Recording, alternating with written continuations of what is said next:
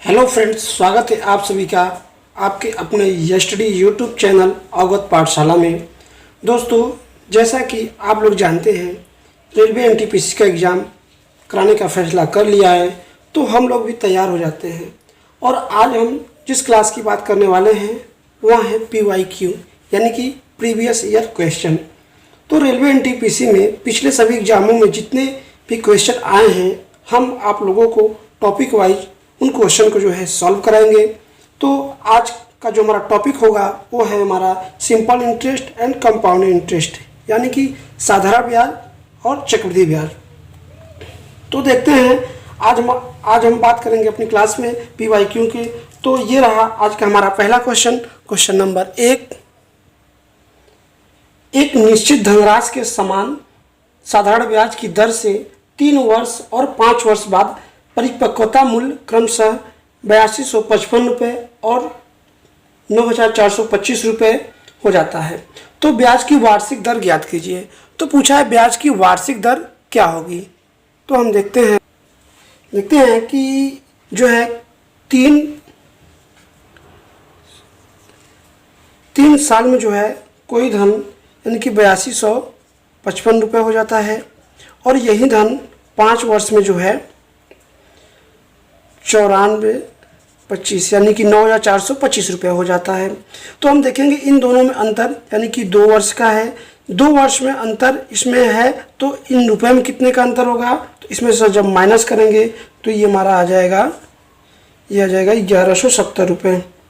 यानी कि इसमें से माइनस करेंगे, ये ज़्यादा है तो इसमें से माइनस करेंगे तो ये हमारा आएगा 1170 रुपये। यानी कि 2 साल में जो है 1170 रुपये ब्याज मिलता है। तो 1 साल में मिलेगा हमारा, इसका आधा कर देंगे तो ये हमारा आ जाएगा, इसमें से 2 पंजे 10 और 2 अट्ठे 16 और 2 पंजे 10 यानी कि 585 यानी 1 वर्ष में जो है 585 रुपये ब्याज मिलता है। तो पूछ रहा है कि साधारण ब्याज की वार्षिक दर क्या होगी। तो जैसा कि हम लोग जानते हैं कि रेट दर इक्वल टू होता है SI, 1 साल का SI और अपान P इंटू 100। तो हम देखेंगे ये हमारा रेट आएगा SI। अब यहाँ पर देखेंगे ये हमारा मूलधन नहीं है। क्यों नहीं है? क्योंकि ये 3 साल का जो है मिश्र धन है। तो हम बात करेंगे 3 वर्ष के लिए मूलधन की, तो हम देखेंगे कि अगर इसमें से 3 साल का ब्याज भी इंक्लूड है, 3 साल का ब्याज में जुड़ा हुआ है, तो हम 3 साल के ब्याज को माइनस कर देते हैं। तो जो देखिए 2 साल का ब्याज इतना हुआ, 1 साल का इतना, यानी कि अगर हम देखते हैं कि 3 साल का जो ब्याज होगा तो हमारा हो जाएगा, इसको ऐड कर देंगे, ये 7 8 15 की 5 80 बचा 1 यानी कि 1755 रुपये। यानी कि जो हमारा ये मूलधन जो निकल के आएगा, हमारा मूलधन निकल के ये आएगा यहाँ पे कि मूलधन इक्वल टू हो जाएगा ये 8255 माइनस 1755। यानी कि 8255 में से जब 1755 को घटाएंगे तो हमारा निकल के आएगा 6500। 8255 में से जो है इसमें से 1755 को जब माइनस करेंगे तो हमारा 6500 आएगा। यानी कि जो हमारा रेट निकल के आ गया यहाँ से ये 6500 अपान SI हमारा जो है 1755 है। 1 साल का ब्याज यानी कि 585 यानी कि 585 अपान 6500। अब जब इसको जो है इंटू 100, 00 से 00 कट गया, ये इसको काट देंगे 13 × 65 और 13 × 52 13 × 65 यानी कि 45। R इक्वल टू आ गया 45.5 यानी इससे जब काटेंगे 9 यानी जो हमारा रेट निकल के आ गया, रेट हमारा जो निकल के आ गया वो हमारा 9% आ गया।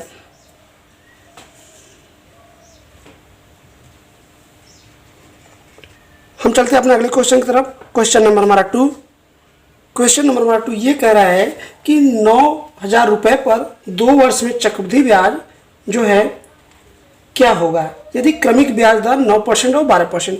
यानी कि 9000 रुपये पर जो है 2 वर्ष के लिए चक्रवृद्धि ब्याज लगता है, जो कि पहले साल जो ब्याज का दर है वो 9% है, फिर अगले साल जो है ब्याज की दर 12% है। तो इस केस में हम देखेंगे कि इसमें जो है सक्सेसिव डिस्काउंट वाला जो फार्मूला लगता है तो इसको देख लेंगे।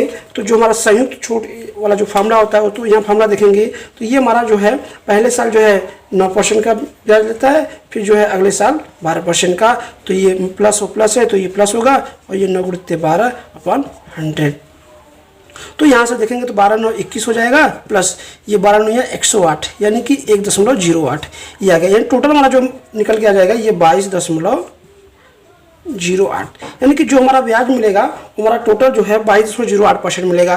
तो हम देखेंगे ब्याज हमको मिलता कितना है। तो हमारा जो मूलधन है यानी कि 9,000, यानी कि 9,000 का जो है 22.5%, सॉरी हाँ 9,000 का जो है यानी कि 22.08% निकाल देंगे तो यही जो हमारा आएगा ब्याज आ जाएगा। तो हम देखेंगे कि 2 इसको दे दिया, यानी कि 2 0 इसको दिया तो ये हमारा आ गया, यानी कि सॉरी तो 2 0 जब इसको दिया तो ये हमारा आ जाएगा 90 गुणित जो है 2208 और नीचे हमारा बच जाएगा ये 100।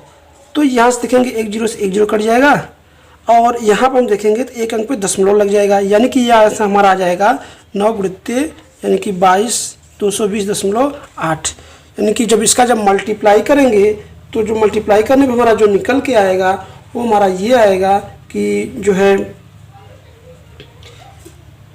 यानी कि 1,98,072, सॉरी जो आंसर हमारा निकल के आ गया वो हमारा आएगा 19,872 रुपये। तो ये हमारा जो होगा जो है इसका ब्याज निकल के आ जाएगा। सॉरी यहाँ पे 1 डिजिट पर डेसिमल है तो ये यानी कि 1987 रुपये 20 पैसे, ये हमारा जो है यहाँ से SI निकल के सॉरी CI निकल के आ जाएगा। अब बात करते हैं हम अपने अगले क्वेश्चन की। क्वेश्चन नंबर हमारा 3 है जो ये कह रहा है कि यदि कोई धन चक्रवृद्धि ब्याज की दर से एक निश्चित चक्रवृद्धि ब्याज की किसी निश्चित दर पर 2 वर्ष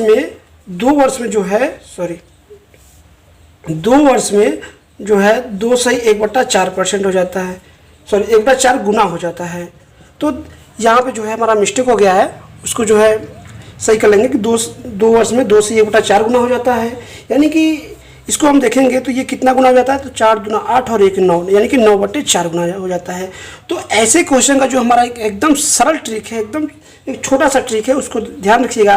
तो ये नीचे का जो न्यूमरेटर होता है यानी कि 4 को अंडर रूट में कर लिया और ये जो है 9 को अंडर रूट में कर लिया, यानी कि जो है 2 गुना हो रहा है। तो जब 2 वर्ष में हो रहा है तो जितने वर्षों की बात करेगा उतना यहाँ पे लगा देंगे। तो यानी कि 2 वर्ष में यानी √2 इसका वर्गमूल निकालेंगे तो ये 2 आ जाएगा और इसका वर्गमूल निकालेंगे तो ये 3 आ गया, यानी कि 2 रुपये जो है बढ़कर 3 रुपये हो जा रहा है। तो कितना ब्याज मिल रहा है, 1 रुपये ब्याज मिल रहा है, 1 साल में 1 रुपये, कितने पर 2 रुपये पर, यानी कि हमारा मूलधन 2 रुपये था और गुणित 100। तो यहाँ से हम देखेंगे काट के ये हमारा आ गया 50%, यानी कि इस क्वेश्चन में जो पूछ रहा है चक्रवृद्धि ब्याज की जो दर पूछ रहा है वो हमारा 50% होगा। क्वेश्चन नंबर हमारा 4 है कि 9% दर पर 2 साल के लिए निवेश की गई किसी धनराशि पर साधारण ब्याज जो है 117 रुपये हो जाता है। तो निवेश की गई धनराशि क्या होगी। तो देखिए ये बहुत ही सरल क्वेश्चन है, ये यानी कि 2 वर्ष में जो है साधारण ब्याज 9% मिलता है, यानी पहले साल जो है 9% मिला, फिर अगले साल जो है 9% मिला, यानी टोटल ब्याज जो मिला हमें ये 18% मिला। क्यों, क्योंकि साधारण ब्याज में जो है हर साल ब्याज बराबर मिलता है। तो हम देखेंगे 18% या 18% जो है रुपये के रूप में कितना मिल रहा है, 117 रुपये मिल रहा है, यानी कि हम देखेंगे कि जो हमारा मूलधन होता है वो अपने आप में 100% होता है। तो हम मूलधन की बात करते हैं P का, तो यानी P जो होता है 100% होता है। तो जो हमारा मूलधन निकल के आएगा यानी कि 100% की बात करते हैं तो 117/18 इंटू 100, यानी कि 18%। तो इसको हम देखेंगे, इसको काट देंगे, 2 से काटेंगे 9 बार में, ये इसको काटें तो ये आ गया 50, इसको देखेंगे तो ये आ जाएगा 13,917, यानी कि 13,65, यानी कि 650 रुपये, यानी कि जो हमारा मूलधन आ गया वो हमारा 650 रुपये आ गया। अगला क्वेश्चन है, क्वेश्चन नंबर 5 हमारा ये है कि प्राची 550 रुपये 5% की दर से साधारण ब्याज पर लेती है और 4 वर्ष बाद उसे कितनी धनराशि अदा करनी होगी। यानी कि ध्यान देने वाली इसमें ये बात है कि 550 रुपये तो लेती है मगर उसको ब्याज भी साथ में देना है, तो जो वापस करेगी वो मिश्र धन वापस करेगी, यानी कि अमाउंट कितना वापस करेगी। तो हम देखेंगे यानी कि पहले साल जो है 5% का ब्याज लगता है तो साधारण ब्याज लग रहा है, तो 1 साल में 5% लगता है तो 4 साल में जो ब्याज लगेगा हमारा 20% लगेगा, क्योंकि साधारण ब्याज में हर साल ब्याज बराबर लगता है। तो हम देखेंगे अब उसको वापस करना है, यानी मूलधन और ब्याज दोनों को वापस करना है। तो अभी हमने पिछले क्वेश्चन बात किया कि मूलधन जो होता है अपने आप में 100% होता है, ये मूलधन हो गया प्लस जो है 20% उसको ब्याज भी देना है, इन टोटल जो देना है उसको 120% देना है। तो जो हमारा मूलधन था वो हमारा 550 रुपये था। अब इस 550 रुपये का जो है उसको 120% वापस करना होगा। तो एक जीरो से एक जीरो, ये जीरो से जीरो कट गया, ये 12 पंजे 60, जीरो हासिल बचा 6 और 12 पंजे 60 और 6 66, यानी कि 660 रुपये। यानी कि जो प्राची को जो पूरा पैसा वापस करना होगा वो 660 रुपये वापस करना होगा। तो दोस्तों ये आज का हमारा क्लास रहा। आप लोगों को कैसा लगा वीडियो के नीचे कमेंट बॉक्स में कमेंट करके फिर ज़रूर बताइएगा। फिर हम मिलेंगे अपने अगले क्लास में जो है कुछ और भी क्वेश्चन के साथ और इसी टॉपिक को जो है आगे बढ़ाएंगे। तब तक के लिए धन्यवाद।